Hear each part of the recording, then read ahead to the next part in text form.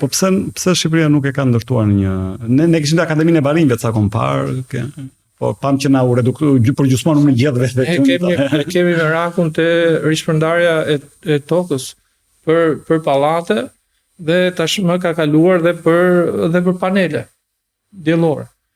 Nuk, domethënë gjithë Shqipëria dhe po shihet paketa e maleve dhe këto tjerat, ku të hapim zona bregdetare për pallate dhe ndonjë hotel dhe normalisht edhe për panele diellore. Pse nuk është strategji panele diellore për të bërë Shqipërinë fuqi eksportuese energjetike, domethënë bashkë me Erin Obushi, janë të burimet e Erin Obushi. Patjetër, është, por jo të kthehet në këtë rast të kthehet në objektivin kryesor, kur ti nuk ke sistemuar dhe nuk ke mbështetur zonat ku mund të bëhet bujësia e vërtet.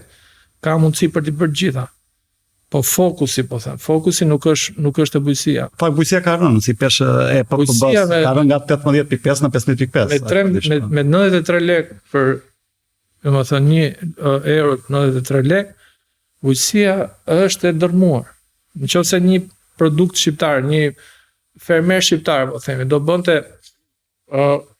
do prodhonte në një fshat të Lushnjës 4.000 euro shalqi para 5 vjetësh, ai do ta shiste 5 milion lekë të vjetra. Ndërsa tani e shet 3 milion 700.000 të vjetra.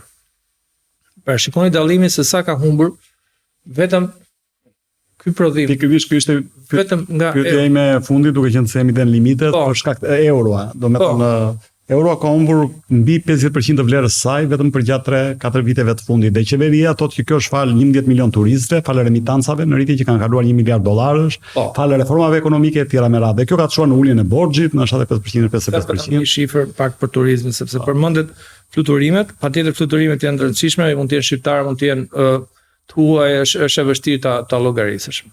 Shifra e vjetshme në Booking, edhe në booking.com që është platforma më e madhe që përdoret në Shqipëri për turizmin, ishte 2.3 milion net fjetje. Nëse ti do marrësh një mesatare aty tek 4 net, ndoshta, e bie që kanë qëndruar 500 e ca mijë turistë nëpërmjet Booking, përfshihen edhe shqiptar. Mund si kjo mos përputje kaq e madhe. Përfshihen edhe shqiptar. Ne nuk kemi një turizëm i cili është kaq shumë, ka disa hotele që përdorin turizmin e theme përnotime me agjenci, por patjetër që ka, por nuk është në një numër aq ekstrem. Po krahasohet, po flas ky turizmi, ky 2 milion net është ai të cilin e japin zakonisht hotelet e vogla ose individët. Pra individët që kanë 1, 2, 3 pra pjesa tjetër janë turistë ditor ose janë ndoshta pjesa e biznesit vogël dhe të mesëm të turizmit. Greqia këtë shifër, ne nuk mund të krahasojmë me Greqin, por Greqia këtë shifër vetëm për Booking kanë 130 milion.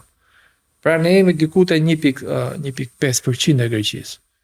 Në fakt, problemi i madh nuk është ky. Problemi i madh është 40 eurosh. Pra 40 euro harxojmë për natë këta.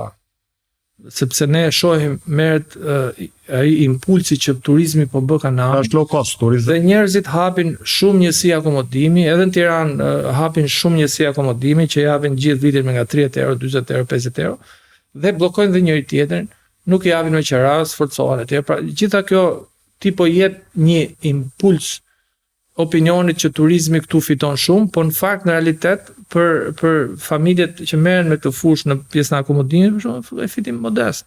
40 euro nuk të jep fitim. Dhe Greqia për shembull mund ta ketë 80 ose 90, pra nuk ka rëndësi vetëm numri, por është edhe shuma. Kështu që nëse i gjithë ky sektor turizmi në Shqipëri, flasim mesëm dhe i vogël, nuk arrin gjeneroj 10 milion net, që të paktën atje nga 2-3 milion turistë që vinë edhe akomodohen në këtë formë pak më formale.